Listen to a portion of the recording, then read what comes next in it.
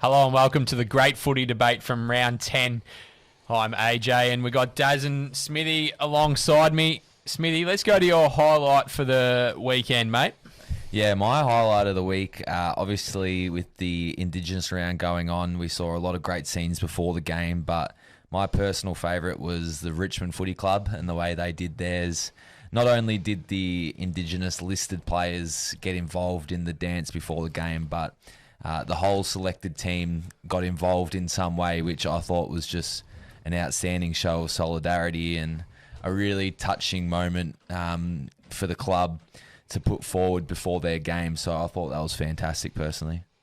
Daz, what about you, mate? Yeah, well, we did. I'm going to preface my highlight with we did kind of jostle for that highlight because it was the number one moment from the weekend, but we kind of had on-field highlights maybe a bit lower Friday, Saturday. I think it's fair to say there were good performances and we'll talk about all those things, but I think we've got to talk about debuts in this sport. They're amazing things. The first time we see people achieving fantastic things is worthy being talking about. So my highlight from the weekend was me. Last week, I didn't get a thing wrong. Neither of you two supported me on anything I said, but the grand final time, Daz, tick. Carlton v Sydney, Daz, tick. Riley O'Brien getting dropped. Had, I think, about 343 Supercoach points on the weekend. Tick, 3 for 3. Dazzling's flying. That was my highlight of the weekend, was vindication. Thank you very much. That is an unbelievable level of self-appeasement. I tell you what, that's an interesting start to the show, but we've still got to get through all our topics, and it's gone flat already. But well, it's on you, mate. You jumped off my ship real quick last week, and you were made to feel very silly. So up the blue baggers, by the way. Thanks for helping me out. all right, let's get into the debate topics. Enough for you, Daz. Let's get into the debate topics from obviously round 10. Freo's woes. 2 weeks in a row now they've lost to a bottom 8 side. And it's both been a wet game. Where are they at? Yeah, I'm not ready to hit the panic button just yet on Freo. I think there is a key thing that is happened in the last 2 games that I'll touch on. I see a young team who had early season success and are afraid to fray away from their game plan and their sort of their game style, and that is to possess the footy. So I had a look at the stats from both games. In the one against the Gold Coast 2 weeks ago, as we know, it was wet for the whole game. They had plus 55 handballs compared to the Suns. So they just overpossessed the footy, didn't play to the conditions. And they did the exact same the other day against Collingwood, where they were plus 54 in handballs for the game. So I just think that they've completely bought into what Justin Longmuir has drilled into them since he's been the man in charge, and they have seen that it's successful and they are unwilling to stray away from it despite the conditions. So I'm not too worried. I also had a look back at some younger teams who won premierships in the last 5 years. 2017 Richmond lost 4 straight from round 6 to round 9.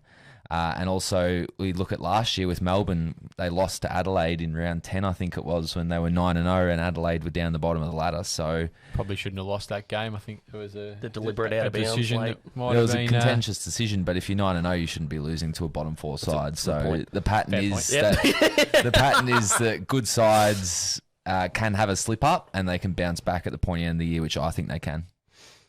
Oh yeah, I like it. I think what this 2 weeks has proven 2 things. I think, number one, how much they miss Nat Five. I don't think that's been talked about enough, but he's built for the wet. And I think Freo need to figure out that this isn't cricket. It's footy. You can actually play in the rain. The game doesn't get called off. But negative 22 tackles, negative 15 inside 50s the last 2 weeks. And as great as Will Brodie's been, Andy Brayshaw's having a fantastic season, arguably top 5 in the Brownlow. You've got to be able to drive out of contests with your legs. That's what you need to do as a modern midfielder. I think they're lacking that at the moment. But with no Fife in that team, and considering they've been borderline perfect in good conditions, I agree. I don't think it's time to hit the panic button. They've got a brilliant matchup against Melbourne at the G. It's supposed to be pretty cloudy and supposedly a chance of rain there. So we'll see if they've learnt anything. And Justin Longmuir said in his presser that they might have got a bit ahead of themselves, which I found interesting for a coach to call out in a press conference. Not the most interesting thing a coach said in a press conference this week, but we might talk about that a little bit later on. But they're going okay. If the worst thing that they've done is lose a couple of games in the wet, they're still in the top 4. I think they'll be fine. And we'll see what they've got against Melbourne, which is a game that Smithy thinks your boys will lose, AJ. So I look forward to talking about that a bit later. Yeah, I'm not sure about that one. I'm not completely sold on Freo at the moment, actually. I watched their last couple of games, and I think that if they get restricted in the midfield, and Tabner has come back this week, but I just don't think they have the scoring power up forward to potentially go deep into the finals. And like we said, you get them away from their plans, and they don't have another plan. And I guess it's only a small sample size at the moment, but I'm not going to say I'm not sold on them being as good as what I think people are sort of talk them up to be at the moment. Do you think we underrate the basics of footy? Like wet weather footy, I can't remember off the top of my head a handful of times they actually kicked off the ground. Yeah. Taking territory is so important in this game. They weren't going to have effective disposals. Not that that's what they were known for anyway, but I think they got a bit of a footy lesson that not everything can go your way. I think they'll learn from it. They'll be more resilient. But if they weren't really talked about as a flag contender at the start of the year, we can't really say we're disappointed. We'll see how they grow, and I think we'll learn more from this week than I think we have in the last fortnight. So Freo fans, it'll be okay, sit tight, but we'll see what they've got. I think I just want to preface that I don't think that they're not in that top 4 bracket. They're probably now in that sort of 5 to 8 range. Yeah, I'd agree with that. I don't think. I think maybe some of the media might have got ahead of themselves by saying, their defence is just as good as Melbourne, and the stats are proving that. But I just don't see the resemblance in the way that they can sustain that for the whole season. Yeah, they've done it for a small sample size, and they've been found out in the last couple of weeks. Whereas, I guess Melbourne's done that for for last season, and now another 10 rounds this year. But look, they'll go back to when they get back to Perth, they'll start winning games and things like that. So they're going to be around, the 5 to 8 mark. It's an interesting season. I think it's like what we've spoken about in the local footy days, is that below Melbourne, currently there's a big group of teams that probably we can't actually put our fingers on that where they're going to finish. Melbourne, Brisbane, Hawthorn and Carlton's their next month, including the bye. If we don't learn anything from that, they're in trouble. So, I agree. Sit tight. We'll see what they've got, and we'll go from there. But, you could throw a blanket over a number of teams, and that's what will make, hopefully, this show so fun, is we'll learn things every time we sit in front of the TV or we'll go to a game, which is fantastic. Absolutely. Let's get on to another debate. And let's speak about the young key forwards. Charlie Curnow and Max King each kicked 6 goals on the weekend, but there's a Fab Five that's being built at the moment in key forwards. Daz, I'll go to you first. Yep. Obviously, Ben King's out for the year, Oscar Allen as well. Aaron Norton's a star. I think his marking ability, you call him a star, but his kicking's obviously a bit of a worry at the moment, and he sort of hasn't. I would say he probably hasn't portrayed his skills over a long stretch of games. I think he sort of fades in, fades out a bit. If he's got a good defender on him, he can have periods where he's really hot, but then he can have periods where he's really cold. So we'll get to you, Smithy, with that. Rank your Fab Five at the moment. Yeah, so at the moment, and I'm looking purely at talent. So at the moment, I've got Ben King at 1, even though he's injured. I think he has had the most consistent career so far. And I've got his brother Max at 2. They're 1 and 2 just because of their physical attributes. Their reach in a marking contest is off the charts. You can't stop them. So they're the reason that they are 1 and 2. I've got Norton at 3. I think with Charlie Curnow's injury, injury history, I've got him at 4 under Norton. I think Norton's done it for longer, and he's just got the best set of hands in the AFL, arguably. When he goes up, he is unbelievable at the top of the ball flight. Curnow at 4, he's having a great season, and we're also happy for him, but he does have that cloud lingering over him, his injury history. If it happens once, it could be an accident, but if it happens multiple times, then it's a trend. and that worries me with someone of his size. And Oscar Allen at 5, he hasn't done anything wrong, but I just think the 4 boys ahead of him have shown a bit more throughout their career. Oscar Allen has also got the injury cloud over him, so that would be my top 5 in order. Bang. Wow, there you go. So I actually agree with you that Ben King's won, and I was fully ready to debate you on that. So I'm glad that you went down that path. I've got Charlie Curnow at 2.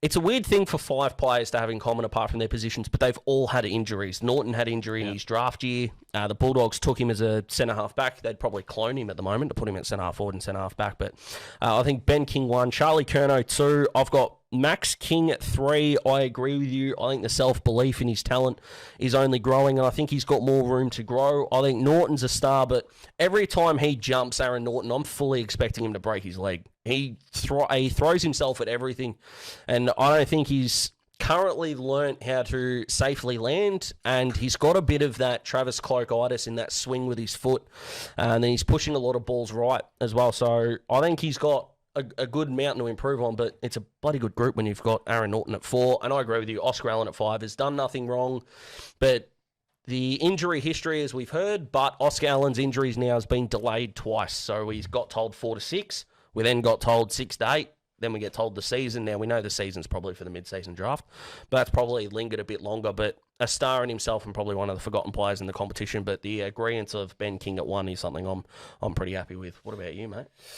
So I just want to get both your thoughts on or what you've gone with in terms of ranking these players. Is it any forward, or have you gone the big keys, or do they have to be under a certain age, or you've just gone? You think you've gone the top 5 talent in the league at the moment? I think we tried to decipher the taller forwards, and they're all under 25, I believe. I think Curnow's 25 now, so we kind of went age bracket. Well, we know Max and Ben are the same age because they're twins.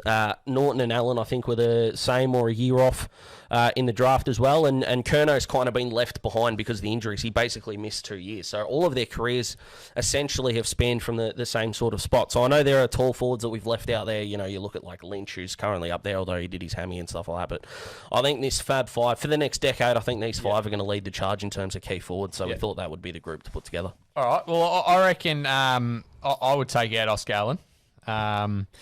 You're underrating him. Yeah, not a bad player. Hasn't done anything to, I don't think he's at the same level as the other 4. I would probably have put in like a Harry Mackay. I think he's probably a little bit older than that crew, but I still think he's got a lot of really good years ahead of him, and he's taken the competition apart before he's been injured. He was working really well with Charlie Curnow, so that's probably maybe one other that you could put in. Yeah, winning the Coleman probably took him out of the group because we're still probably looking at potential with those 5. And I agree with you, Harry's still got plenty to grow. Yeah. But that accolade, I think, kind of took him out of the group. I agree with you that he's a star.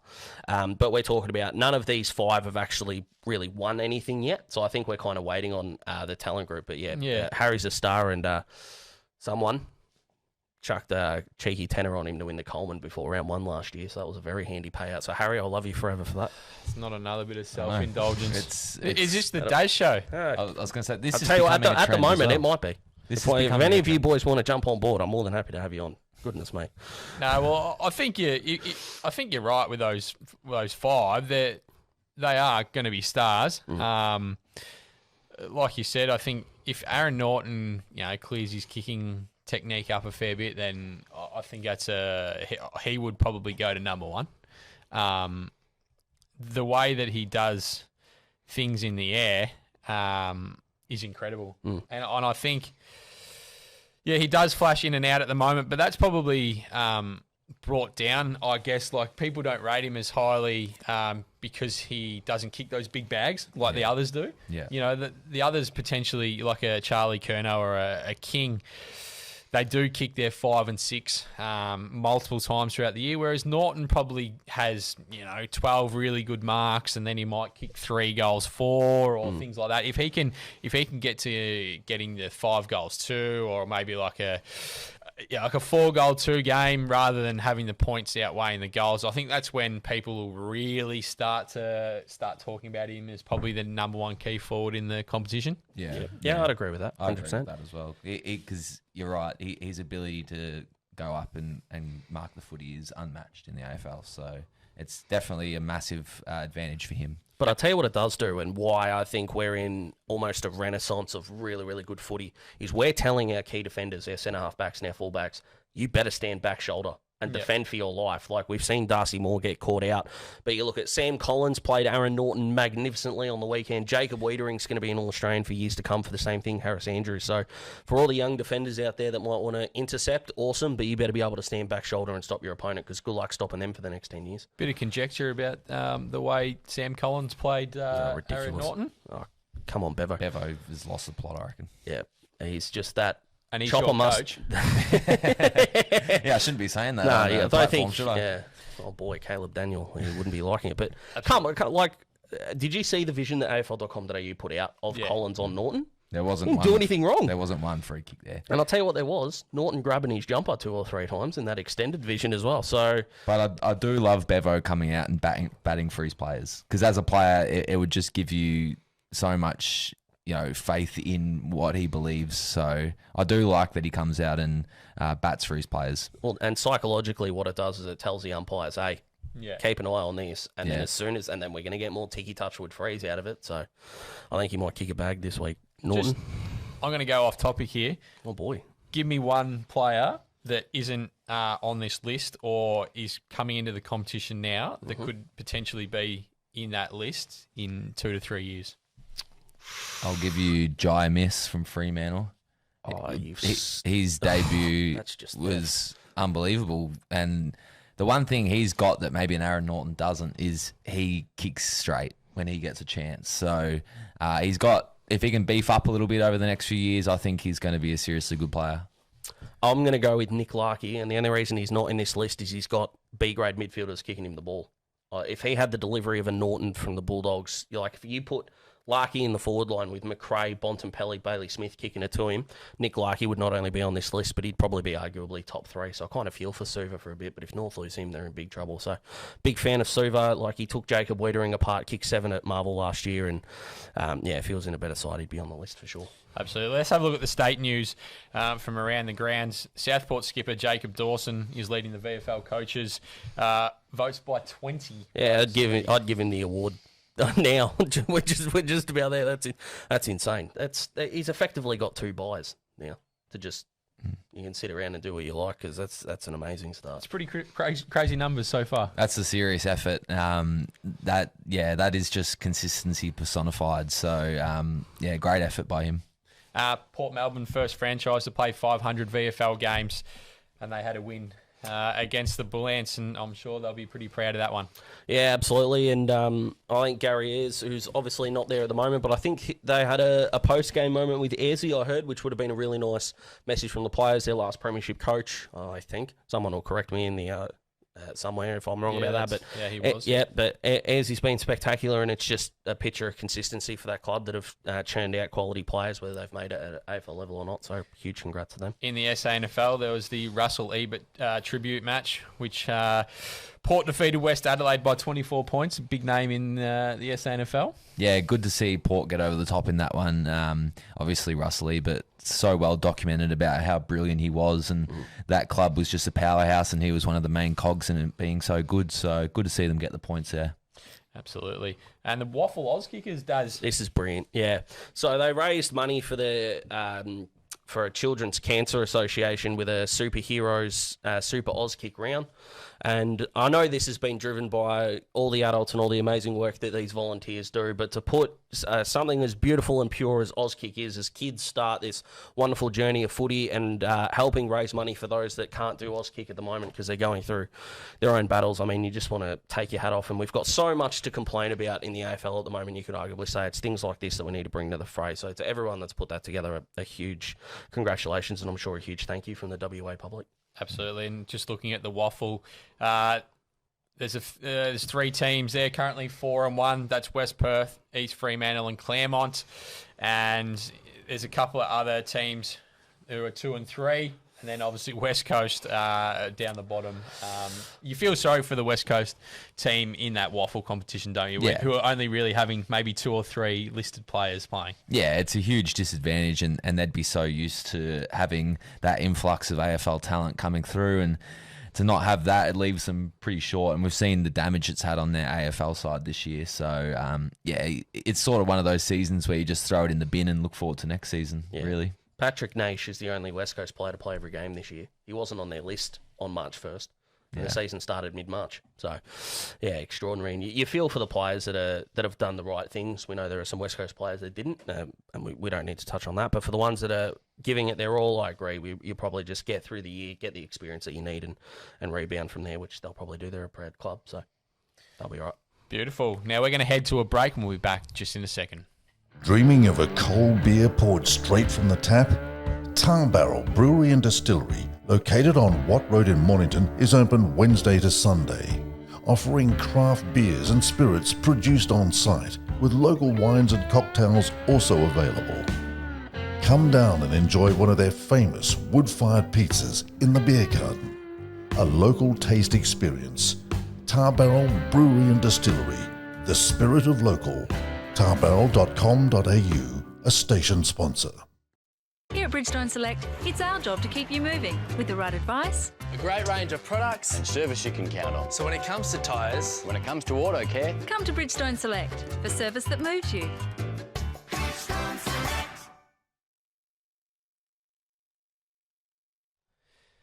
And welcome back to the great footy debate. Let's have a chat about the state of Essendon. They're currently 2-8 at the moment, and with a percentage of 73.4. They've only beaten Adelaide and your team, Hawthorn. Yep. Same as you. We can obviously see. They haven't had a good last few weeks, have they? And what is up with them, Daz? I see a real lack of soul in this footy club. What do they stand for? We talk about things. I know that the old-fashioned things in the AFL are kind of going out of style, but playing for your jumper still exists. I feel they did that on the weekend, but this whole notion of they kind of get a pass for putting in more effort. Like, I worked in hospitality for 6 years. If the best quality about a chef is that he shows up on time, you're in trouble. You're frankly in trouble. So they kick 10.5 goals a game, which is third last in the competition, behind West Coast and North, so effectively last, if we're being honest. But that's okay, because they concede 15 goals a game. That's the third most in the competition, behind West Coast and North Melbourne. They're down 3 clearances, and this is with Darcy Parish and Zach Merritt, who both were in the All-Australian team last year, and Zach Merritt won their best and fairest, so that's not good enough. Yes, Stringer's been injured. Every club's got injuries. They brought Caldwell in. They've got other guys. They haven't been rolling Archie Perkins through there at the moment, but this is a territory game. We've talked about it off-air, on-air in episode 1. They average giving up 450 metres gained. Like, a game. And the 2-8, this whole... they've put in a better effort against the Tigers. I mean, yeah, good luck to you. We all put effort into our work. This is a players that are getting paid a lot of money to perform. Fans have got to dip into their pocket for their membership. I see a real lack of leadership at the top, and that's not just at Dyson Heppel too, by the way, but all good teams, whether it's your Melbourne or Hawthorn in the past or Brisbane, yep, they had the inspirational captain at the top. They had a handful of guys that could step in if needed, guys that you could tell love this footy club. And as far as I'm concerned, yes, it's easy sitting on the couch. I understand that. The only 2 guys that look like to me that they love this footy club, I will give Dyson Heppel one. I thought what he did on the couch was excellent, and I've got to give him huge prompts for showing up there. And the other one's Mason Redman. And yeah, he got suspended, but that's the least of their worries right now, because they played 20 other blokes on the weekend that look like they were just fine with what's happening. And this is a club that hasn't won a final for effectively a generation. And it's just not good enough. Yes, I'm a Hawthorn fan. You might think that I'm rubbing the boots in, but you know, you look at Carlton, you look at Essendon, these big clubs, when they're good, the competition's better. 2-8's not good enough for a team that finished 8th last year and was almost winning at half time of an elimination final. Smithy, they were challenged to be harder at the ball and stick up for their teammates, but they shouldn't have to be challenged. No. They're AFL footballers. And I think it almost worked to an opposite, because now everyone has just seen, oh, well, they're being criticised, so they'll come out and do it. Yeah. And realistically, what did it actually do? I heard a great quote by an ex-teammate of mine, Campbell Brown, on Seven's coverage of the footy on Sunday. Didn't he just drop in the fact he used to play with Campbell Brown there? He there's could a have just said name former drop. Hawk and Son or Premiership player, my teammate. And I'm the self-indulgent one. Okay, interesting. But his quote was, they got praised for their effort, but prerequisite to be an AFL footballer is you give 100% effort every time you hit the field, which is so true because effort should never be something that is questioned for an AFL team. And if you look at the biggest effort stat, in my opinion, in the AFL is tackles. You don't need to be skilled to tackle. You don't need to be fast to tackle. You just need to want to tackle. It's an effort stat. They rank last in the league for tackles, and that says it all for me. They're not putting in the required effort, and it's showing on the scoreboard. As Daz said, they're 16th for goals scored, which is just not good enough. They only have one target, and that's Peter Wright. If he's not taking 6 contested marks a game, they're in trouble. And they have defenders who refuse to defend. Dyson Heppel, the captain, I think he's been great off the field with all of the stuff that's been going on. Like Daz said, I watched that episode of On the Couch and I thought he was brilliant, but at the end of the day, he is a liability defensively and it's costing them on the scoreboard. They're conceding 15 goals a game. There's some other defenders like Nick Hind who all they want to do is rebound, but hey, you guys are conceding 100 points a game. You need to do your first role as a defender and that's stop the opposition. So I don't think there's a quick fix for this. And I think, honestly, maybe they can blame Mick Malthouse for coming out in the preseason and saying that he was their premiership favourite because, come on, Mick. Yeah. I do want to make an addendum too, by the way. I'll add Peter Wright in the place for the jumper. You can't improve as much as he has this year without saying he doesn't care. So apologies to 2 metre Peter. I'll put him in that group as well. But for the other 40 blokes on that list, oh boy. I think that their trouble is that, like you said, they don't have defenders that want to play one-on-one defensive footy, but they're actually not defenders. No. They're forwards. They actually don't have anyone that I think, maybe Jake Kelly, but other than that, like you go through it and Jaden Laverde failed forward. Yeah, Nick just Hind, got a 3-year deal too, Jaden Laverde. Nick Hind failed forward. Dyson Heppel, old midfielder. Yeah, you're right. They don't have any nitty gritty defenders. They put James Stewart down there. Yeah. So there's a name. Zach Reid, I think, has been good, but you can't put it all on an 18-year-old or 19-year-old kid or 20, I think he is now. So and he hasn't even filled out. Yeah, so exactly right. He can't go on the monsters. Yeah, you can't be Jake Kelly, Dyson Heppel, Nick Hind, all the guys that Smithy mentioned, walking out and go, it's okay, we don't need to defend. We've got a 19-year-old Zach Reid or a 20-year-old Zach Reid. He'll take care of it for us. They're missing Michael Hurley a fair bit. Obviously, it's pretty much a bit of an understatement, that comment, but they have to plan now that they're not going to have him. Like, if he gets back this year, it'll be a really good story. But they have to learn that he's probably not going to be there beyond this year, unfortunately, with his body. And where do they look? Like we've just said, they've looked forward to try and recreate some players there that failed up forward. That hasn't worked. What do they do? Do they need to aggressively go out and try and seek a big defender? Where do you think they can just pluck one from? A mid-season draft might be something to look at without an exclusive list in front of me. The players that you could look at, I mean, Fisher Mackesy is the one that comes to mind that you could get on the cheap. Old tight-ass Daz coming out there looking for the players that you don't potentially have to give up a lot for. But Jackson Payne from Brisbane might be one to look at. But I think Essendon need to understand there's no quick fix here. But the question that I think kind of needs to be put out there is, was finishing 8th last year the worst thing for them? Because if they had to finish 9th, we'd probably still be talking about them, but we wouldn't have the whole, hey, you guys were a finals team last year. What are you doing? That kind of goes out of the equation. But they've got Cody Brand, who they're bringing through as a defender. So Reid and Brand, if they're the next 10 years, why is Jaden Laverde getting a 3-year deal? Why is James Stewart, still there?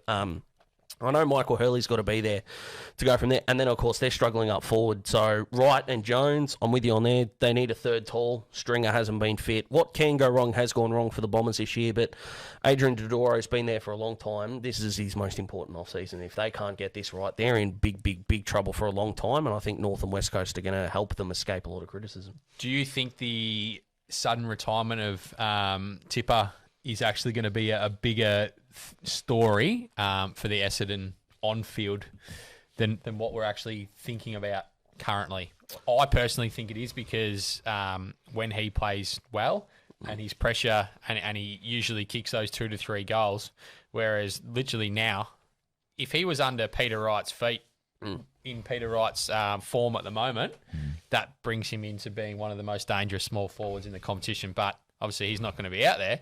They just don't really have anyone, like you said, other than Peter Wright, small or tall. Yeah, he definitely leaves a hole, Tipper. And yeah, he's exactly what they need right now, because if Peter Wright's not marking the ball, it's coming to ground. And a lot of the time, opposition defences are walking it out of their forward line. So his forward pressure would be a really handy acquisition right now. But like you said, they're not going to get it, so they need to find it from somewhere. Yeah, Will Snelling injured. Young Mosquito was delisted for reasons that Essendon will know better than us, so we can't say that was the wrong decision. Kyle Langford's been out a bit as well. But Tipper retiring, they'll go to the mid-season draft. And the question they need to ask themselves, do they get a ruckman? Because Sam Draper has not been good this year. Let's be honest. I think we've just got a week. They went after... who did they go after to give a 3-year deal to? Or was it St Kilda that went to Draper? Someone help me here. They offered a 3-year deal to someone. Yeah, St Kilda wanted Draper at the start. St Kilda wanted Draper. So, okay, so that's got absolutely nothing to do with what I'm trying to say. But I think I heard that they wanted to throw the kitchen sink 500 or something. Yeah. at is it Rowan Marsh? I think it was. Yeah, something like that. So Yeah, they're so pretty. that's kind of my point. But I think they're desperate all over the ground. Like you look through. what are they good at? So, like someone, if there is an Essendon fan that's currently listening to this thinking that we're just talking smack and we're wrong, please tell me, what do you do better than the majority of the teams in the competition? That is a positive. I can't think of any. No. They're not. Their hit-outs to advantage aren't great. Their clearances aren't great. They can't stop opposition from scoring, and they're not scoring themselves. And What do they got? their disposal by foot is They're the number one team in the competition for disposal efficiency. Number one. So they're the most accurate team in the league. Who are they giving it to? I'll tell you who they're giving it to. They're running 5 metres backwards, getting 1-2s and kicking it out to a contested ball on the wing. Doesn't work like that. Can't Absolutely. work like that. And you look at their midfield, and Dylan Shield, they obviously threw a fair bit of money at him to get him here to Essendon, and that hasn't worked. Devon Smith as well. Yeah, you look at Devon Smith, and he's gone backwards. Then you've got Parrish, who had a great year last year, Zach Merritt, but they've gone away from that damaging, match-winning form. Yeah. Both of those two guys that I've just mentioned, Merritt and Parrish, like you look at them and they're not even anywhere near what they were last year. Yeah. Well, I think if you look at Parrish's stats, he's had more handballs and kicks this year, which is just... It's gone away because he was a very attacking midfielder. When he first entered the midfield, he was really good at driving from a stoppage, and he was quite good by foot, but he's just reverted to handball happy, and it's not helping Essendon out of the clearance, which is what they need. Darcy Parrish this year is what Tom Mitchell was last year.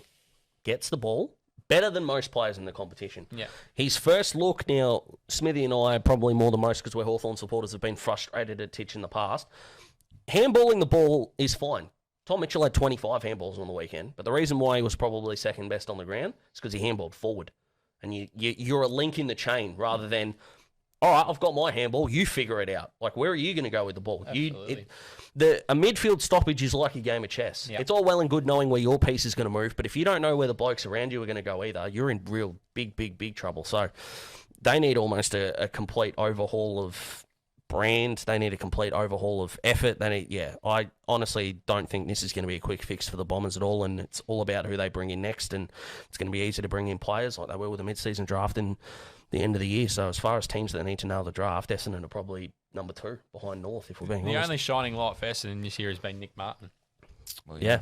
I'd Who wasn't argue- on their list again? Who wasn't on their list until like March 11th or something? Kicked 5 on debut. I'd been argue really you good. could add Peter Wright to that list. I think he's been Yeah. a tick for them this year. But apart from those two, you're stretching it if you're looking for a third. Yeah, if you had said to Essendon at the start of the year, hey, round 10, the top 3 in your best and fairest in no particular order is going to be Peter Wright, Nick Martin, and Mason Redman, they'd probably go, what the hell has happened to this football club? And that's exactly what we're here to ask. So we'll probably move on from them because we've probably been bashing them a little bit. But it's justified because 2-8 is unacceptable. Let's move on. Now, another one of the big 4 clubs, Carlton. Are they a flag threat? They're now sitting 8-2. Charlie Curnow's up and about, even with Harry Mackay not playing. He kicked 6 on the weekend. Sam Walsh is an absolute star, 30+. George Hewitt coming back. He had another 30+. Are you buying it? Yeah, I'm buying it. The win on the weekend brought me into their flag hopes.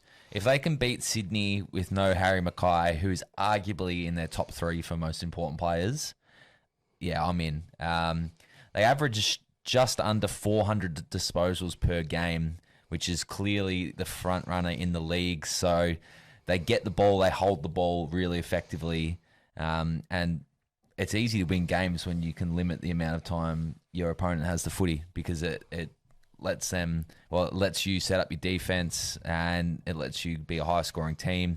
They're also the only team to average over 100 marks per game, which just shows that their kicking is really good. They can hold on to the footy, and they spend a lot of the game with the ball in their hands. I think their profile is going to stand up to finals footy, because you look at their midfield and just the size and strength of their midfield. You got Patrick Cripps, who we know is an absolute bull. Matt Kennedy is almost a clone of Patrick Cripps in terms of his body profile. George Hewitt is in and under bulldog. You've got Sam Walsh, who is just getting stronger and stronger by the game, it seems. His work around the footy is actually really impressive. He's not just an outside guy anymore. So you've got those 4 main midfielders who are all really strong in contested situation, which is going to stand up to finals footy. And I said that they're the number 1 disposal team in the comp, but they're also right up there in terms of tackles. So I think their brand is really strong. And if you're going to have anyone to be able to navigate through a finals campaign, I'd want it to be Michael Voss. Yeah, I couldn't agree more, and I won't go through the same stats because Smithy described them beautifully. But what that Sydney win did for me, and what I hoped they would do when I said it last week, is you need to have maturity as a football club. And that win against Sydney, they were coming. Sydney were coming, and Carlton have let teams back in before. But as far as I'm concerned, if you put the scoreboard out of reach at half time, doesn't matter how much you win by. It's a W in the win column. So 8-2, they're flying. But no Harry Mackay. Sydney were coming. I think the Carlton of old would have folded. The Carlton of old probably should have folded against the Hawks. The Carlton of old would have folded against Port. But this isn't the Carlton of old. This is the new age Carlton. And, you know, they don't have a centre-half back in terms of what they wanted to start with. So Liam Jones was the start. Didn't play for the reasons that we know. Then Mitch McGovern played round 1. Well, he's not in there at the moment. So Lewis Young, I think, deserves a bit of credit for the way that he's playing. Sam Doherty's in the All-Australian team. And I know it's a weird kind of stat, but the team that wins the flag usually has the most All-Australians. And behind Melbourne, I think Carlton have got the most All-Australians at the moment because I'd have Cripps in there. I'd probably have Walsh on a wing because he's only attended 38% of centre bounces in the last 3 weeks. So I'd probably have Sam Walsh. That's kind of the stat that they look for when they look at a wing. Mackay and Curnow are arguably there. Well, Curnow's definitely there at the moment. And you think Doherty down back probably gets in the side. And if they actually go for a proper full-back, Jacob Wiedering's in there as well. So absolutely they can. I still worry about the centre-half back. But in terms of their, like Smithy said, finals profile, I think they're the best equipped to take on Melbourne at the moment, especially because Brisbane have got a few injuries at the moment. So, yes, Carlton can win the flag. And what did you think? I'm going to throw a question to you, AJ. What did you think about the Herald Sun report that Carlton's becoming everyone's second favourite team? What did you buy? I don't think that's going to happen anywhere, let alone Victoria. No, I wouldn't have thought. But I agree that they're the real deal in terms of they're now a much better placed football club. I'm not sold yet that they're the real deal to win the flag. I think they've got a couple of things they need to work on before that's the case. I think there's a couple of notable deficiencies for mine, and that is that the centre-half back, if Wiedering only goes one out, and if, say, like a Melbourne plays Luke Jackson, McDonald, Ben Brown, Bailey Fritsch, that's where I would get a little bit nervous. Even if they play Geelong, Lewis Young on Jeremy Cameron is frightening. And then my other concern would be that if Tom DeConning goes down with Pitnet out, where do they turn to? I think Alec Markov's probably, or Murkov, sorry, is probably very much a step below. Yeah, so that would be my concern. The other thing that I have been impressed with Carlton, and you've touched on the midfield, but I've actually been really impressed with their small forwards. Yeah. It's a position that they brought Eddie Betts back for a couple of years to, I guess, to work with these players. But someone like a Durden, you wouldn't even have known who he was before this year. Yeah, And he got Eddie Betts' number, and the footy fans collectively went, who? Yeah, and he has been fantastic. He has. I think his Owies as well. He's been pretty good. So I think Carlton have gone from having maybe 6 to 8 top end talent, and then a real big gap in the middle, and then to your bottom tier. I think what they've done is they've probably got 8 to 10, A graders now, and that bottom end talent is rising up, and it's not as big a gap between the A's and I guess you'd call it maybe your B's and your C's. So they're all playing a good role. It'd be interesting to see. I think their game has been really suited to Marvel. They've been pretty frenetic. Yeah. They've tried to play fast paced footy. So my other, not a concern, but would be to see when you get them out on the MCG or in a big game when you got some real big bodies around the contest. Yes, I know they got Paddy Cripps and Matty Kennedy, but it'd be just it's a different game when you come into the final series. So I'm not saying that they're not they're not a good side. I have them finishing top 4. I just don't know whether they can win the flag this year, but I think if they finish anywhere in the top 4, even if they don't make the grand final, it's a huge pass. They've won 4 games at the G already. Yeah, 4-0. Richmond, Bulldogs, Hawthorn and Port. Now, Hawthorn and Port aren't going to make... Well, we'll talk about Port in a sec, whether we think they'll make the 8, but... I wouldn't be overly too wrapped with that whole 4, to be honest. Richmond weren't in great shape round 1. They don't control who they play, mate, but they control the scoreboard, as they say. But what I like about Carlton is I get what you mean by if this guy goes down or this guy goes down. Can you imagine them fully fit? What defence in the competition is going to look at Mackay, Curnow, DeConning, Durden, Owies and Jack Silvani, who, by the way, might be one of the most improved players in the competition this year, and goes, oh, yeah, this will be fine. I agree with you. Fully fit, I think Carlton-Melbourne would be the best grand final of the year as we sit here right now, but I do agree with you. You get 2 or 3 injuries and you fall apart, but that can happen to any club. But Carlton fans, no, lids off. Properly lids off. Enjoy the ride. This whole, we got to wait and see, you got to wait and see. No, you don't. Take it from 2 Hawthorn fans. No, you don't. Enjoy the ride, and if you fall apart, cool, cop the criticism and you move on to the next bit. But while you're up and about, this is the best footy you've played, arguably, since 2001. Enjoy it, please, for crying out loud. And I get the point where you say that if you get a couple of people that go down, I think that the bigger clubs, and this is what Carlton's probably starting to work to, is their depth. Yeah.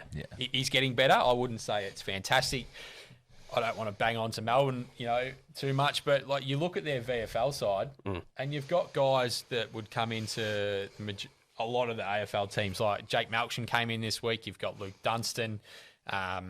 You've got the first round draft pick Jacob Van Rooyen, kicked 6 last week. Yeah, you've got like a Toby Bedford who comes second in the VFL Best and Fairest, and when he's not been the sub, or when he's got on from being the sub, or the game that he played not as a sub, he was fantastic. Yeah. So that's the reason why the clubs up the top, and you look at it that way, is it's not so much the young talent that you got in the VFL.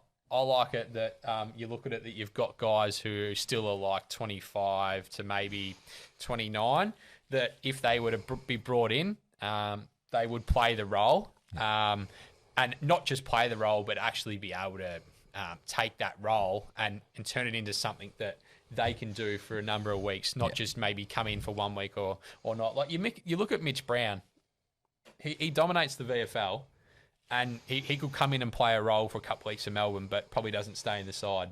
Same as like a Wiedemann. He came in, did all right, but he got pushed back out. So that's where you see, I see the depth in going on like that. You got Adam Tomlinson that would probably walk into majority of the defensive lineups at the moment. It was the same with Richmond in their 3 premierships and Hawthorn in our 3-peat. Absolutely. Our VFL side was head and shoulders above the rest. So it is all about depth, but they'll build that as they get better. They'll end up being a destination club, and they'll get those fringe players thinking, oh yeah, we'll go there and try and push to be the best version of ourselves. So exciting times ahead. And don't forget, the best teammate you can have on a footy field's health. Absolutely. So, bring it on. Let's have a look at the women's footy. The NAB AFL draft is going to be on the 29th of June. I know last week we said that there hadn't been a season. It got announced the minute we woke up the morning after we recorded. I actually think Yeah, I good. checked my phone as we walked out of the the recording studio, and I jumped on, and they said, "Yeah, the season's actually been announced." So, what do you do? But Beautiful timing. commencing the pre-season 13th of June, season commences the 25th to the 27th of August. Mm-hmm. Finals commence the 4th or 6th of November. The AFL Grand Final for the women will be the 25th to the 27th of November. So it's great that they've been able to finally get dates put in concrete and they can go about their pre-season. I've been self-indulgent, but I'm going to give all three of us credit. We said the overlap is going to be the best way to do it. There's going to get some double headers, some not, and we'll transition into a new period. So a huge tick for all three of us. But I don't think we should recycle last week's content too much. The women know now. They can walk into their work. They can test their year because there are going to be Victorian girls or women, that are drafted to Freo, that are drafted to, you're not going up the road to play footy anymore. That's not how it works. So, yeah.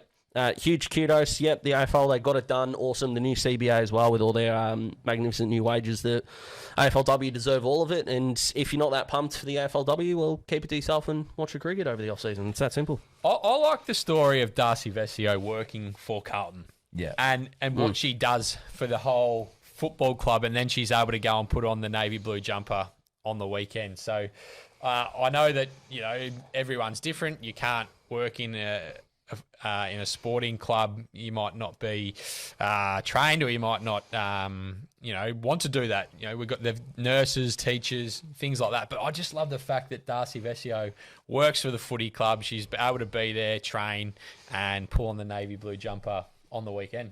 Yeah, footy nerd is what I'm hearing.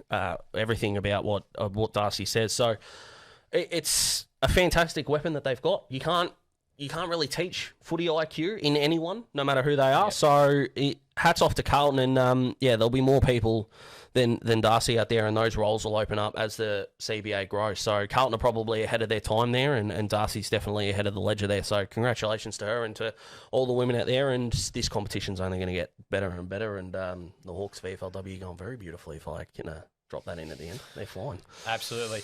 We're going to have another break, and we'll be back to discuss Port's finals chances.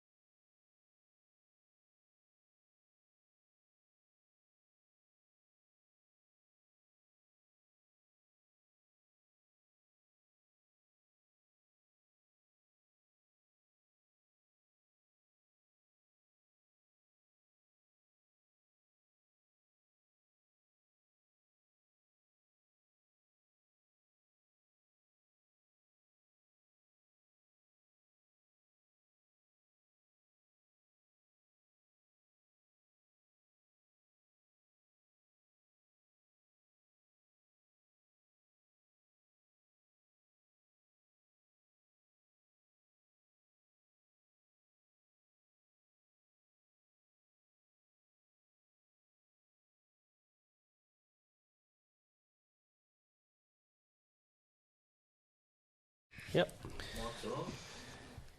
Everyone knows Australia has 4 big banks, but the 5th biggest retail bank is snapping at their heels. It's a bank that's been around for over 160 years, can be found in over 500 locations nationwide, looks after over 1.8 million customers, and is regularly voted one of the most trusted brands out of all the thousands of brands in Australia. Who is this fantastic number 5? Yep, it's Bendigo Bank. The better big bank. More and more people with a taste for quality are shopping at Eliza Meats. Kevin and his lean team pride themselves on the finest cuts. See our sponsor Kevin at Eliza Meats, 112B Mount Eliza Way, a station sponsor. And welcome back to the great footy debate. Let's have a talk about the Port Adelaide Power finals chances. Daz, we'll go to you first. Mm-hmm. They're on a 4-game winning streak. They were. They obviously they started horrendously this year. Yeah. Where do you see them at this current point? I think their finals chances are a bit like the opposite of me, slim at the moment. I think they're in big trouble for a couple of reasons. Charlie Dixon's probably one of the biggest outs in the competition, but key defence is still a problem. Tom Jonas, Tom Cleary, these guys, they're doing their best. We know that. They brought Sam Skinner in, but Alir is your intercept defender type. Yep. As we said, you need guys that can play back shoulder. You look at, who they played. Like a Sam de Koning at Port Adelaide at the moment would be chef's kiss, dream come true. That type of player. But as we know, the engine room is where it starts in footy. They've only got one player between 24 and 33 years of age that averaged 3 centre bounce attendances this year, and that's all he wants. So you got Robbie Gray and Travis Boak, of course, at the opposite end of that spectrum. Butters and Rose, they're missing a nucleus of guys that are in their age profile for now that are ready to go. Scott Lycett's a big out, isn't he? Yeah, he is a big out. I think Sam Hayes, almost said Jack, but he's a St Kilda boy. I think Sam Hayes been okay. I think he'll be okay as a second ruck, but Lysett is a big out. Dixon's a big out. I think Lycett's more of your Shane Mumford type, isn't he? It's not so much about the hit outs. It's about the pressure and what he brings to the opposition mids and trying to scare the hell out of them. Yeah, absolutely. He's the kind of guy that would go to town on the lesser ruckman, and he would make the better ruckman not as noticeable on the field. And I mean that with all due respect. I mean, look, Scotty Lycett's 10,000 times the ruckman I'll ever be. It's not like I can criticise him. But they've got, I think they need to get as high up the ladder as they can for the encouragement for the young guys. Go into the draft again. They've got pretty good depth. We talked about the Russell Ebert tribute games. So their seconds are in pretty decent order. But they need to be looking at who can they bring in to help facilitate that midfield and that half back. We know they gave up Billy Frampton to Adelaide, so clearly they can have a trade. So can Fisher Mackesy become a power player? Do they look at Jimmy Warple from the Hawks? I know he's at the lower end of that age profile, but he's out of the frame at the Hawks and would be a contested style of player that they need. So guys like Smithy's man, Carl Amon, and these guys who are beautiful kicks of the footy. Kane Farrell, who was good on the weekend, can get the ball on the outside, but they're probably missing someone on each line. And for that reason, I say Port are not playing finals this year. I don't think it'd be too much about Carl Amon playing footy for Port. I reckon he'll be a Hawk. He'll be in brown and gold next year. Mark my words. But I agree. Smithy's leading the charge to get Carl. Smithy will drive him from Adelaide to his here. His mum worked for St Kilda? Yeah, that's all right. And he was a St Kilda I don't want supporter? to work with my old man, so you don't have to work with your parents if you don't want to. I agree. I think they won't be playing finals in 2022. They're already 2 wins behind 8th spot, and when I looked at their last 11 games after their bye, so they've got the game this week and then their bye, 6 of the last 11 games are against sides currently in the top 8. So it's not like they have a cushy run home in the last half of the season. I think it's just plain and simple they left their run too late. And when you start like that, you've only got yourself to blame. I think, as Daz said, the midfield depth is a real concern. And I look at their backline and I really worry about it. I just don't think they have the ability to stop the really good forwards. We saw Hawkins and Cameron have decent games on the weekend, and I think that trend can continue against Twin Tower sort of players. So I don't think this will be their year. I think they could have a really productive off-season though, and sort of bring their list or their age profile down while also maintaining in that window to compete now. And if it takes that and maybe a change of coach, who knows? But a few little tinkerings and I think they'll be right back in the contention. I think it's pretty pretty concerning that you've mentioned their back line. Yeah. You've mentioned the forward line and their midfield. Yeah. But they're actually not really in the hunt for anything, really, to be fair. I know that Charlie Dixon's been out. Mitch Georgiadis looks pretty good, but not as consistent. No, what's happened to his goal kicking? Yeah. 2 years ago, he'd kick a set shot for my life. I reckon he honestly would have been number one on that list. Wouldn't go near my top 20 at the moment. Yeah. So and then you've got Rosie and Butters, who probably don't know their best position as yet. And then you've got Robbie Gray, who is as good as anyone on his day. Don't get me wrong, but injuries are starting to catch up. And, do you play him through the midfield at the detriment of the guys like an Amon, a Rosie, a Butters, even Xavier Dersma? He's sort of... where's his footy? Yeah, he's gone backwards. And you look down back, and like you said, Alir is a very, very good player, but he doesn't want to man up. He's one-on-one footy. When he's only that one-on-one player, he's often beaten, and that's a liability. And then it looks like Jonas doesn't want to play deep back anymore, so he goes to centre half back and sort of plays up, and then it's all thrown to Cleary, who probably isn't your out-and-out beast stopper. So Lycett in the ruck, you give him a tick, but other than that, you actually look at their list, and it doesn't really instill me with too much confidence for the next 5 years, to be honest. I was with you until that. I think it is fixable. I agree with what Smithy said before. One off season can fix the majority of these problems, because I think they've got a pick in each of the first 4 rounds.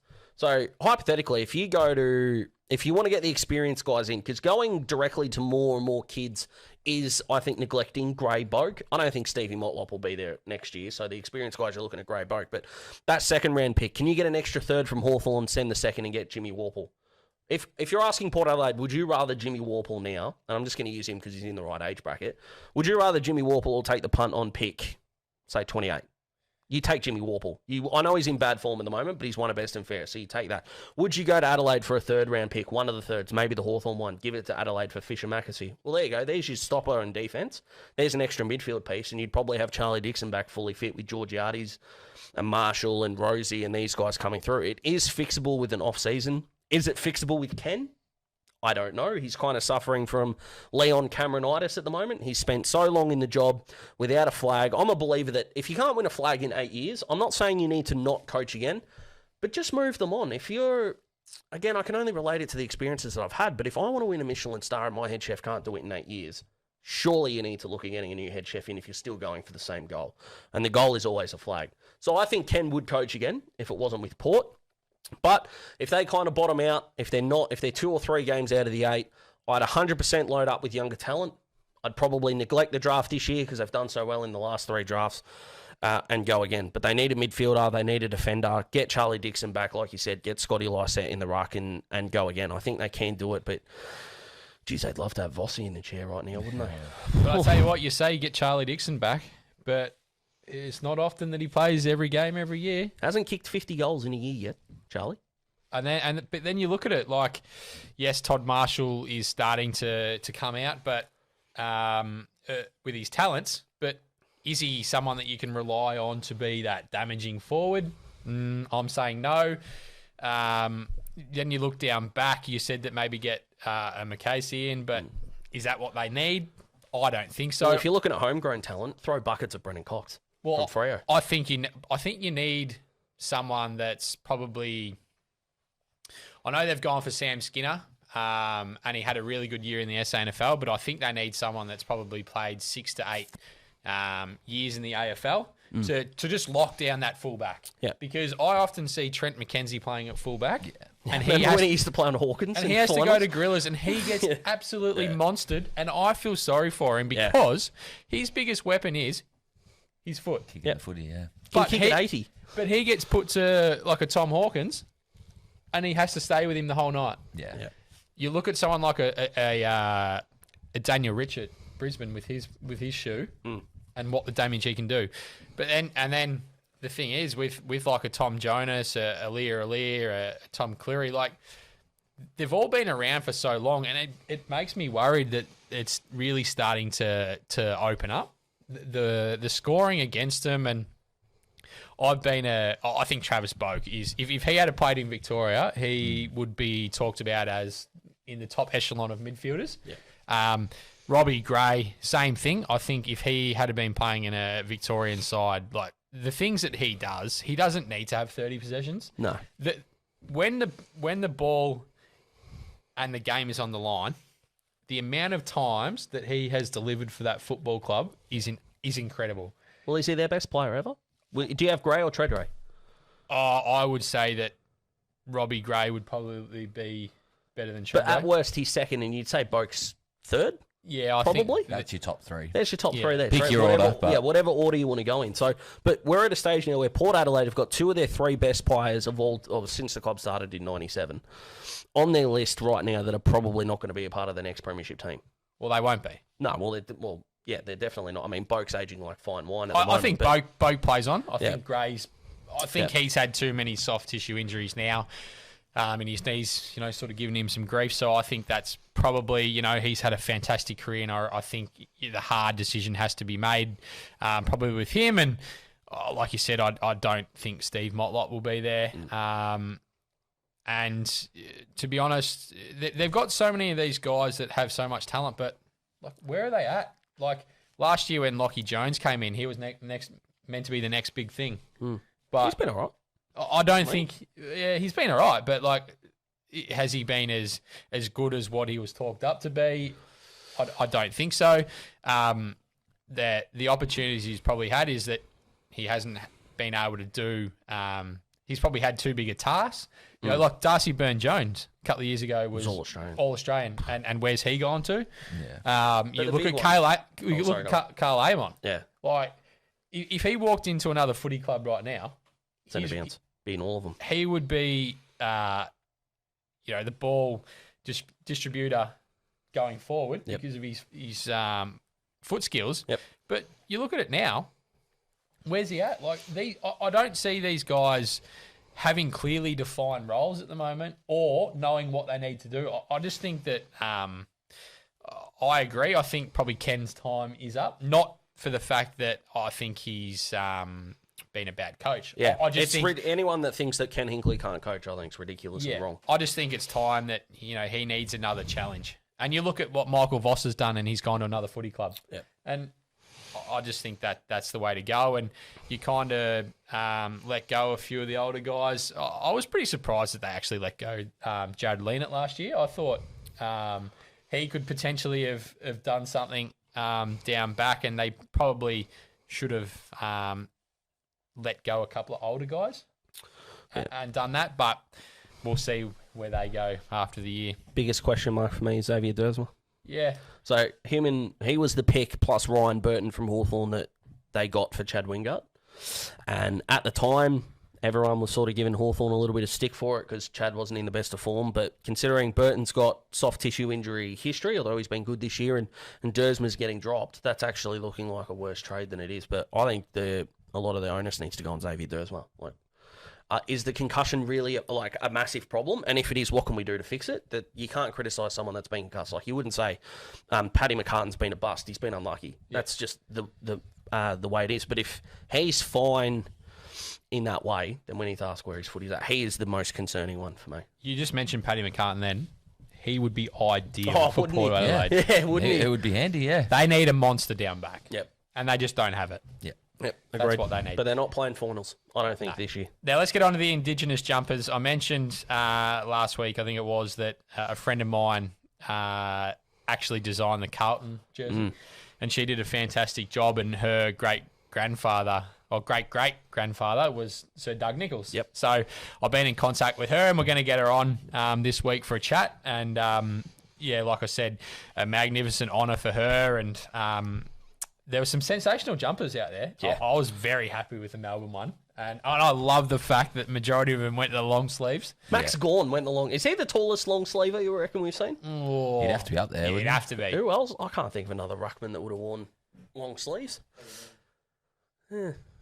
Interesting. Thanks for that, Frankie. Yep. But, so, obviously, one of the best traditions is that we see these Indigenous jumpers being designed every year. Yeah.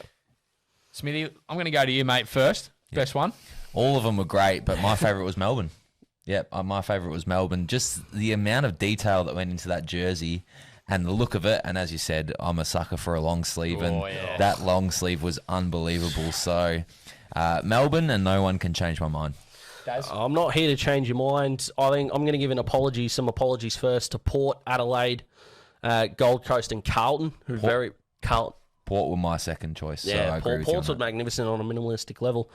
I really enjoyed North's, and I think that's a pretty controversial opinion because, I mean, North have, got something right, which good on them, but that kangaroo, I think that kangaroo, we've seen their clash jumper, the magnificent kangaroo with the white background and the little bit of blue. I think they did that an extremely good justice. So, I think North v Melbourne was the best contest of jumpers, but I gave the edge to North. I thought theirs was fantastic, and I'd add it to my collection even though I'm not a fan. I'd add probably 12 of them, to be completely honest with you. Yeah, What about you, mate? Take Melbourne away from the equation because you can't be biased. Who else? Who stood out to you? I like Smithy's comment because I am an absolute sucker for a long sleeve. We'll debate this another time, but once again, like last week, these two are wrong. I love wearing them. But, yeah, I think Port Adelaide's was pretty good. Yeah, I'll go with them. I liked Gold Coast as well. Yeah, Port one didn't have much going on, but it was just really, really clean. Yeah, absolutely. Now we're going to go to another break and we'll be back with Smithy Scramble. Established in 1988, Progress Signs has been servicing the local community for 30 years. Located on the Mornington Peninsula, they are the #1 destination for all your signage needs, specialising in a variety of signage from vehicles to shop fronts, occasional and corporate events, short-term, long-term, and everything in between. If it's signs you need, be it large or small, Progress Signs is the place to call. Available 24/7 at progress-signs.com.au or call the team on 5975 9188. Thinking signs? Think Progress Signs, a station sponsor. Everyone knows Australia has 4 big banks, but the 5th biggest retail bank is snapping at their heels. It's a bank that's been around for over 160 years, can be found in over 500 locations nationwide, looks after over 1.8 million customers, and is regularly voted one of the most trusted brands out of all the thousands of brands in Australia. Who is this fantastic number 5? Yep, it's Bendigo Bank. The better big bank. And welcome back to the Great Footy Debate. Let's get into Smithy Scramble. It's going to be a good one. Daz, I'll let you go first, mate. Yeah, so if you missed episode 1, the quick catch-up is we ask Smithy any sort of footy or real-life questions. The more random, the better. But he's not allowed to justify... You're not allowed to justify your answers. It's literally A or B. He's got to pick it, and then we move on. So, Smithy, this one, I can't take credit for this. This is Jared Waitley's question, but I want to ask you. You've got the 19th franchise. You can either have the DeConning brothers for 5 years or the King brothers for the next 5 years. Which pair of brothers do you take to start your franchise? King brothers. Interesting. I even got a wow from Sus over there, which we like. Go for it, mate. Sus is pretty biased. Yeah, that's fair. Yeah. But, I Interesting. like it. Don't mind it. Go for it. You said you're fond of a long sleeve jumper. Best player to ever wear one. Just once, or do they have to have traditional. consistently Renowned for a for it. long sleeve. Oh, you can't go past Michael Tuck's record. Good. Bias, Hawthorn. He's correct, but I can't really give him any stick for that. We talked about it a little bit last week, but who currently is your All-Australian ruckman? Jared Witts. Nice. I think he's 3 for 3 for being correct, which is not what we want. He's been pretty good. Hawthorn have obviously had a great win on the weekend. Yep. Let's go back to this long sleeve debate. I want your honest opinion on Chad Wingard wearing a long sleeve this year. I love it. No. Love it. I'll give you credit for this. The peroxide was worse than the long sleeve. I think we can go with that. The peroxide's worse than the long sleeve. All right, and to finish us off, mate, currently at the end of round 10, who's coach of the year? I'd say We've got the sound effects going in the background too with Sus. Michael Voss. Yeah. Bang. There we go. Jeez, he's been good. done well there. It's been fantastic. Jeez, I thought I'd it's get been him great. stumped with a couple of them, but he absolutely smashed that, which is unfortunate. Now let's move on to another debate topic. Is the tag back? Smithy, we'll go with you first, mate. I honestly don't know why it ever left, to be completely honest. Neither do I. I don't think I've agreed with you more on something we've recorded in a very long time. But I've got a few examples to go through, and there's one major coincidence with them all, which I'll reveal. But the example we're talking about is Lachie Neale on the weekend. He was tearing the Hawks to ribbons down in Launceston in the first half. I think he had about 18 touches, kicked a goal, 5 clearances. He was dominating the game in the first half. Sam Mitchell went to Liam Shields, who's done it in the past, experienced player, held him to 8 disposals in the second half, really curbed his impact, and it was one of the major reasons Hawthorn got the chocolates. So I don't know why coaches don't do it more, and I've got those examples. So Zach Merritt against Sydney, I think had 13 disposals up in Sydney. Sydney won the game easily. We've seen Callum Mills get a hold of Danger, who had 14 touches. Sydney won the game. See a pattern emerging.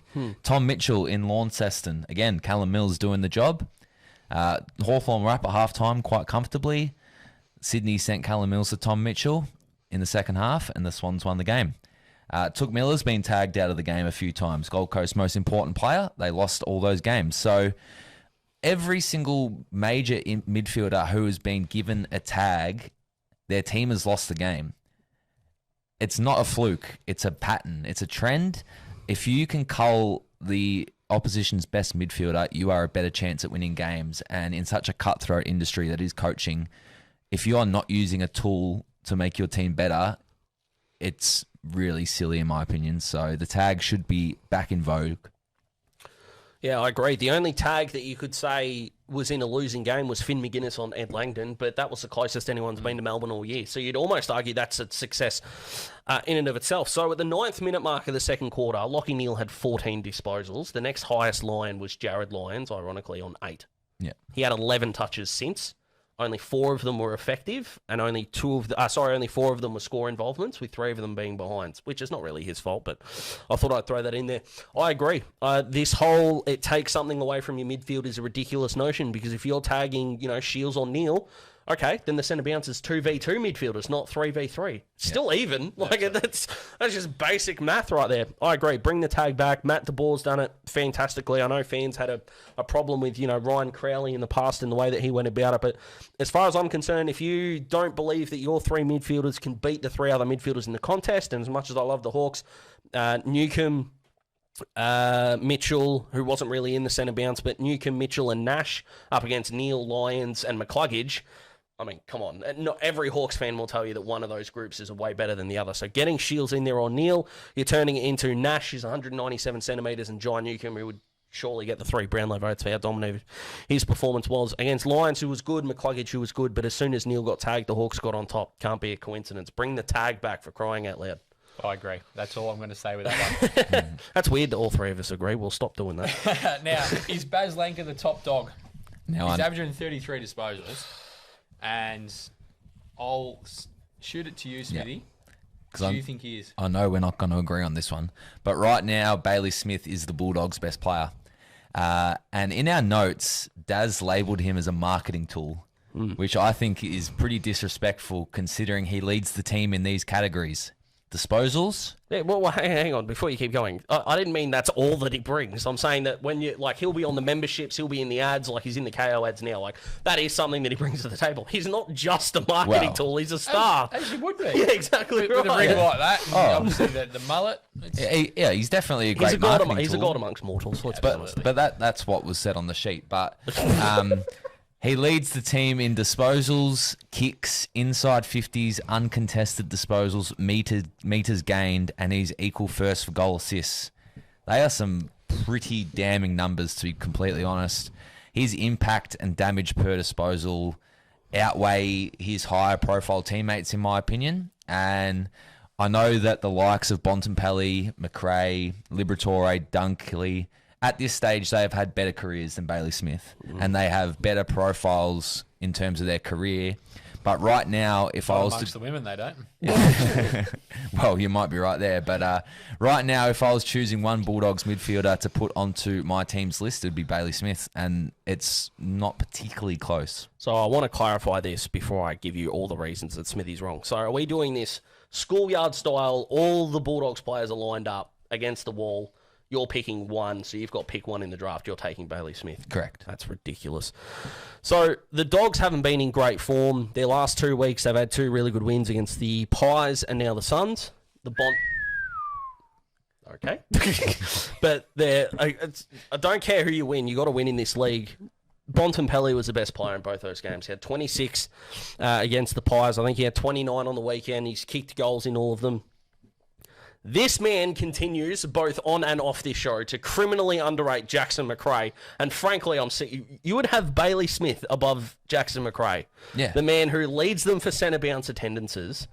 Okay. He's in more. Yeah. So Jackson, but for Bailey Smith and the Bont and these guys to be as good as they are, they need Jackson McRae in there. Bailey Smith hasn't proved that he can walk into another midfield and dominate. He's dominating in a midfield full of guys that dominate. Aaron Norton would be the 3rd best Bulldog. So Bont 1, McRae 2, because the man is simply a star, finds the footy at will, and is one of the best kicks in the league. Aaron Norton 3. Okay, he's not a midfielder, so you could, argue on that, but he's the tall forward with no Josh Bruce. If Aaron Norton goes down, the Bulldogs are in more trouble than if Bailey Smith goes down. Norton is the reason that they can win a grand final one day. But that's looking at who's more important, not who's better. Yes, Aaron Norton. He would be better, but Aaron Norton is better than Bailey Smith because he's less replaceable. That is a part of being better. No, I'd almost make an argument Josh Dunkley's there, but I agree with you in the sense that I think the way you can damage teams uncontested, which Bailey can do more than Dunkley. Yeah. I think there might be an argument for that, but Bevo lets Josh Dunkley down with the fact that he plays him as a forward pocket for a quarter of the game, which is ridiculous. Yeah, but that's for story for another day. Yeah. But Bailey Smith's 4th. Bont's 1. Jackson McRae's 2. Aaron Norton is 3. Bailey Smith is 4. I think at this point in time, just because he might be winning, I don't know whether he'd be winning their best and fairest at the moment because he's had a couple of games where he's really gone out of the game. I think he's going to be a star. I can see the argument that this time next year, Bailey Smith is the best dog, but I think you've gone a year too early. I think he's not their best player. And I don't think it's close. I'm pretty comfortable with having him as the best Bulldog at the moment. So who's the best Bulldog, AJ? I think Bontempelli's the best. Thank you. From what I saw in the grand final, but I think Bailey Smith's 2nd.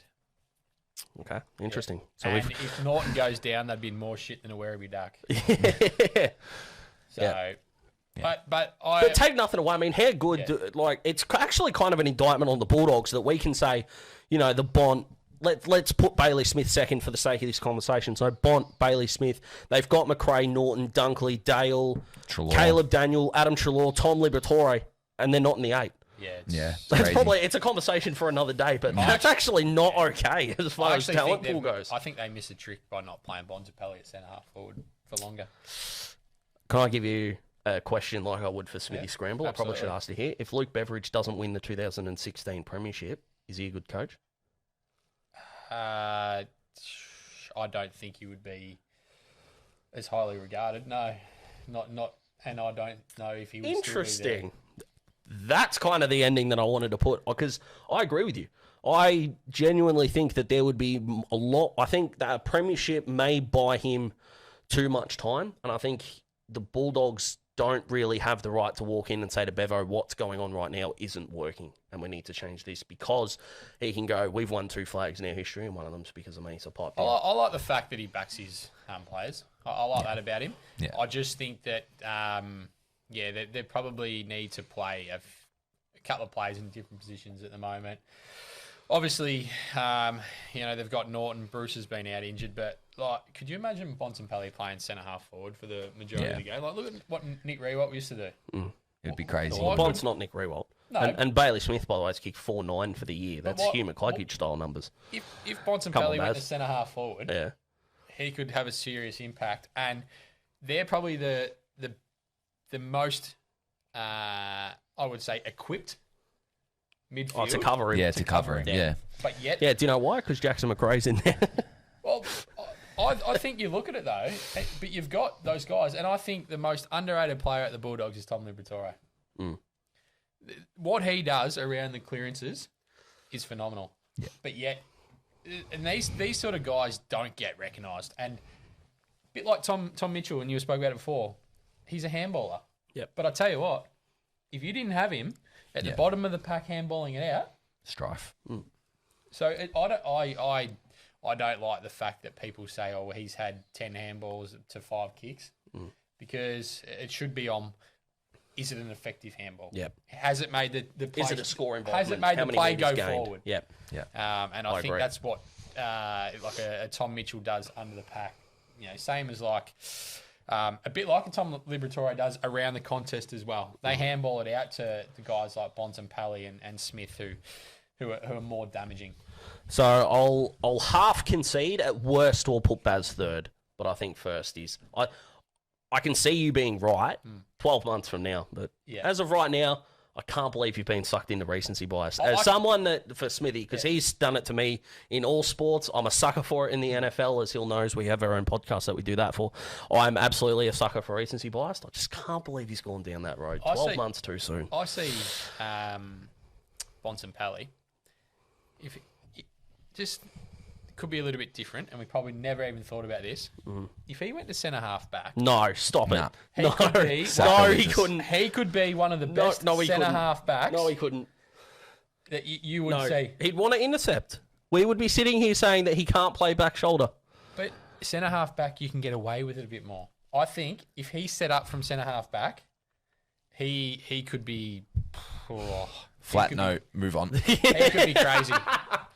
I said it's a little bit left of field, but You did say that. if he had to go and play at centre half back with his height, I'd rather than put Jamara at centre half back at this point.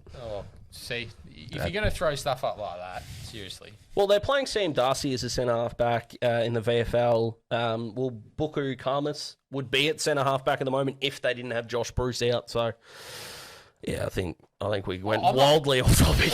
I'm not saying that they're going to do that. I'm just saying his attributes, if he went to centre half back, he would not be out of place. He has a great leap. He's a great intercept mark. His foot skills off centre half back. Could they win a final with him at centre half back? I think they could. Who would they beat currently in the top 8 if it was at centre half back? Melbourne? No. Well, wait, no. They couldn't beat him when he was playing as a midfielder, so you say no. Brisbane? Well, if they didn't have all their tools, it might work, but no.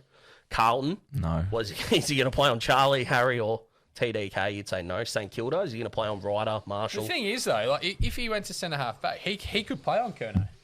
Oh, come on. But now we really need to move on. Why couldn't he? Charlie's got him for size. He doesn't have defensive Charlie's craft. got the jump, and Marcus Bontempelli is an average at best contested mark. Statistically. Did you see him in the grand final? I did, in a loss. I'm just saying his attributes, he could be a good centre half back. Yeah, you're paddling here. I'm happy to You're say up it. a certain creek with no canoe at the moment, I feel. I'm happy to go with it. It's All right. out of left field, and it's something that it's not going to happen. But I think he could easily do it. So to sum it up, Bailey Smith's a star. All right, let's get into the mid-season draft. There's an end-of-year draft, Yep. an end-of-year trade period. Yep. Is it time to have a mid-season trade? Yes. Big yes. Yes. 100%. For 2 reasons. One, teams that are... After round 10, we know North season's over. West Coast season's over. Essendon. I'd argue the Giants, Essendon, Yeah. Hawthorn aren't making the finals. I don't think. Collingwood are probably not going to make it, and Gold Coast. So that's... I'll probably miss a club or 2 in there. Also, so you're looking at their season's probably over. They're playing for pride at the moment. So you're probably thinking, who could we put up for trade that teams would overpay for? Because that's what they're going to do. There is going to be no deal done here. So the one that keeps popping up that I see a lot, the Bulldogs going after Jeremy McGovern, makes all the sense in the world. Can you imagine what they would have to give up for that in terms of trade capital? That would be 2 firsts and potentially a second, which at the end of the year would sound ludicrous. But if it wins them a flag, it's a genius. Yeah. And then West Coast would have 3 first-round picks and 2 seconds to go into the next draft with. And considering they've got Rhett Bazzo, who they really, really like, although he's a naughty boy for going to the nightclub. They've got Tom Barras, who would already still be there, who would then become the fullback, who I think without Jeremy McGovern would be what Jeremy McGovern is now. Disagree. Personally, that's okay. Maybe not the 3 or 4 time All-Australian, but he would comfortably sit. I don't think we would see a massive Jeremy McGovern filled hole with Tom Barris's play. We'd see it with the second key back. That's probably the point that I'm trying to make here. But it would accelerate their rebuild, and they would be able to go from there. If Geelong needed a ruckman, like they'd go to Riley O'Brien, who can't get a game at Adelaide at the moment, which I think might have been your example. I apologise if I've stolen it. Yeah. I'll let you touch on that. But what if Geelong went after Nick Nat, for example? Like, they would have to give West Coast a truckload to get him out of there, and it would accelerate. The equalisation would actually improve, because it's not like Geelong would go to Brisbane, for example, and say, give us this, because they're the competitor. But the teams that are struggling at the moment, like North need draft capital. Now, probably the only player they could probably offer up would be Nick Larkey, which would be not good. But it would help accelerate bottom teams to get more draft capital in the door. It would help contenders get better players through the door. Yes, you would probably have to look after housing and where you're going to put families and all that, but then you eliminate the buys. So we play 11 games, and then everyone has a buy, and that's when your mid-season trade period kicks in. Takes 3 days. So you finish on a Sunday. Monday, Tuesday, Wednesday is your trade period. You've effectively then got 7 days to get everything done, to get the player reacquainted or whatever they do, and then bang, you go again. Yeah. Then you look at it, you don't have 6 teams having a buy, 6 teams having a buy, 6 teams having a buy. And in between that time, there's still things going on for footy fans. And for footy fans that might want to watch some other sport, there are some things going on as well. And can you imagine how much content, like people like us, but you look at like On the Couch 360 and stuff, would get out of those stories? It would be immense and fantastic for the competition. The fact that it's not here already is kind of ridiculous. Yeah. I'll use another example. We spoke about James Warple potentially being on the outer at Hawthorn. Say a Fremantle want to get a bit more solid in the midfield. We've seen they've struggled over the last few weeks in wet conditions. If they come to Hawthorn and say, here's a first-round pick and a third-round pick for James Warple, Hawthorn's not turning that down. Correct. It gives us 2 first-round picks to reload. It makes Fremantle better this year. And in 3 years, the gap between Hawthorn and Fremantle will go like this. It evens everything out. You see it happen in the NBA. Bad teams trade good players for draft capital. The bad teams become good. The good teams, once all their good players that are older retire, they go bad. It equals everything out. The clarity in the AFL would be at the best it's been in a long time. And I'll tell you what it would do. Imagine the free agency market. So you look at Tim Taranto at the end of the year, it looks like he's going to be a docker. But if we had a mid-season trade period, and like Smithy says, let's say they get Warple for a first or a second or however much it costs, like what happens to Timmy Taranto right now? GWS are probably looking at other clubs going, do you want Timmy Taranto even though he's a free agent? It actually puts clubs on notice to develop the guys they're drafting in the first place, because the more opportunities you give players to leave, the more you're putting on your club itself to build the best culture you can as quickly as you can. We probably need more in the soft cap for this to be able to go ahead, because clubs are struggling at the moment. I think we need to get, and I'm not financially savvy enough to know the answers, and it's easy to throw these things out, but get more money in the soft cap, get the culture of your footy club better, because anyone that might be having a bad year that might want to go elsewhere can still look at their club and go, I don't want to leave this place, which you know your culture would be great. I don't see a downside to this. Do you see a downside?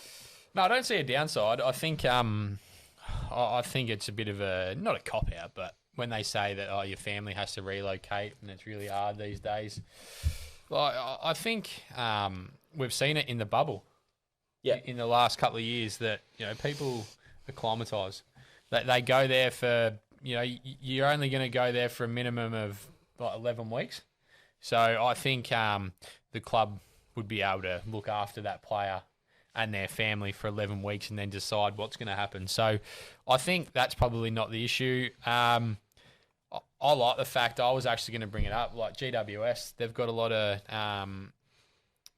trouble with their salary at the moment. Yeah. So, well, imagine what Richmond would give up for Tom Green next week. Yeah, so... Oh, my God. So they are able to release that.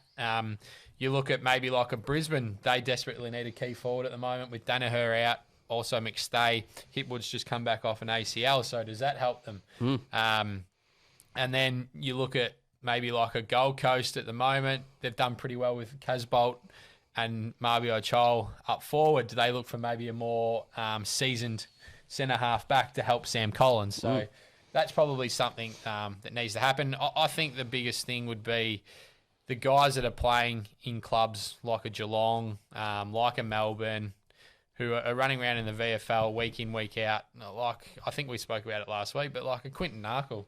Yeah. Like if he was approached to move halfway through and he's assured to play every week in the AFL, do you think he's going to do it? Yeah. I think so. Paddy Dow is having 30 plus in the VFL, and if it gets them to a club 6 months sooner, no downside. I can see where you're coming from. That it might seem like a cop out, but the traded player, I think we can't trade players mid-season without their consent. I don't think we're at that point yet. I think there can be a little bit of that at the end of the season because you've got a hell of a lot more time to figure your life out in a sense. Absolutely. But yeah, I think that like if Jeremy McGovern went, hey, if you can get me to the Western Bulldogs in a trade, I'd be willing to look at it. And 3 days is more than enough to stop the admin PR nonsense. I think West Coast would be able to go to the Bulldogs and go, do you want Jeremy McGovern? They would very quickly say yes. Can we do a deal? If they can, awesome. Jeremy McGovern lines up for the Bulldogs. If they can't, Jeremy McGovern stays at West Coast. It's fine. It's okay. Come on, AFL, listen to us. We're solution people. Now let's have a look at probably the game of the week, and it's the Melbourne and Freo game. A few good games on this weekend. Yeah, Sydney, Richmond. Personally, I think Melbourne will win. I think that is going to be too strong in Victoria, and I think their list is a little bit further advanced than the Freo one, and they're coming off 2 losses to lower ranked sides, Freo. So I just think Melbourne have been going through the motions a little bit. I think when I wouldn't say they were challenged against St Kilda. I think when more pressure came on, they looked even better. So I think they'll have themselves up for this game, and I think they'll be too strong. Well, I said Sydney were going to be the first team to beat Melbourne, so it'd be kind of hypocritical for me to turn around and say I think Freo will win. But if this game was at Optus, I'd tip Freo with some comfortability, because when you're a player and your coach says essentially to national television, we got ahead of ourselves, we thought we were better than what we are, the automatic first thing that comes into your head is bounce back factor. Right, they're going to come out with a head full of steam. So if they were doing that at home against the reigning premier, I could absolutely see them upsetting the Ds, and we would be back on the flag mantle train, as it were. Yes, I'm going to be that person and say that Freo don't really travel to Melbourne well. I know that win against Geelong was fantastic, but I've spoken about my doubts over the Cats, so it's almost the wrong week for them to have a bounce back. I think the game will be a lot closer than the 26.5 I've got here, which is what it is, not that we're betting or anything like that, but Melbourne are going to be my lock as well for the week, so I'll put both of those in there, but Melbourne too strong for me. I said last week that Fremantle will be the first team to beat Melbourne, and sticking to that? I'm sticking with it. Oh, boy. Their coaches come out and pretty much chastise them in the media for getting ahead of themselves. Melbourne are just going at the moment, and it's because they have only just needed to be going. They haven't had that challenge, and I think Fremantle are going to make a statement here, so I'm going to stick with it.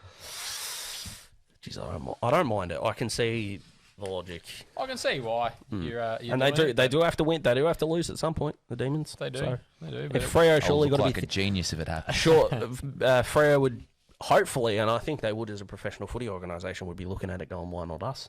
And that's worked very well in the past. Hello, Hawthorn 2008, if you're listening. Yeah, they will be. I think a lot rests on Matt Taberner up forward, and I think Stephen May goes to him. So I think that sort of really cancels that out. So unless he kicked 9-22 or something like he did against Richmond. Where are they gonna have? I guess the ability to outrank the Demons defenders when they've got Jake Lever doing what he wants to do, and they've got Harrison Petty, Stephen May. So I just think they'll be too strong at the MCG. Yep, I agree.